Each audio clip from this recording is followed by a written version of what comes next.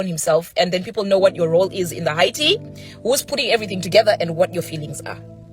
Chimbodzo, my followers are interview. So, Mr. Nkomo, how do you feel about your wife's ex-husband performing at the high tea? Nothing really. It's business. It's my show. It's your charity event. You're basically the employer. Yes.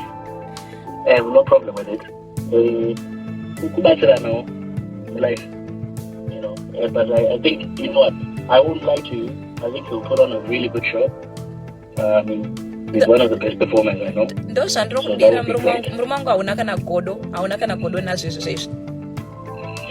I think kuchanaki kuti vanhu vanotoshamisa chandungo chikira chete kuti achiperforma pakazodana stela vakawanda mumadress akanaka ane akapfeka. Ndiri kutomutengesa. I was literally selling him ndati muri kungoziva here kuti dziva vabhachura, saka ndakada kuita date wake kunenge kuhaiti totangira pa500 zvisvira +1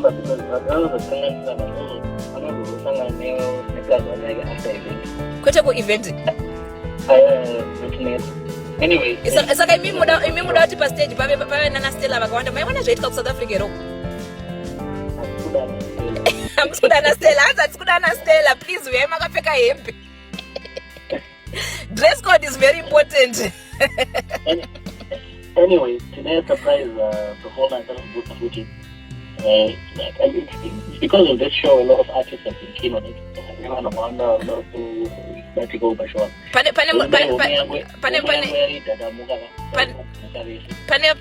wani aitwa guwa rikunzi anenge ari kuuya, but ingori makuhwa vangonzwawo muruti.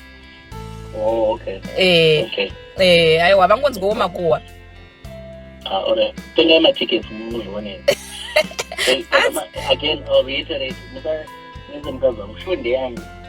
Iye ndiani cheri organization. Munhu ari kana uchinzi shonde yako zvinoreve chii? Because pachishona zviri kunzi chii kana uchiti shonde yako? Scope empire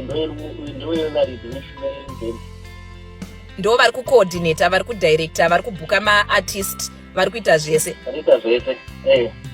Olinda Chapel Foundation chayo ndechekuita se? Mazviwira ka?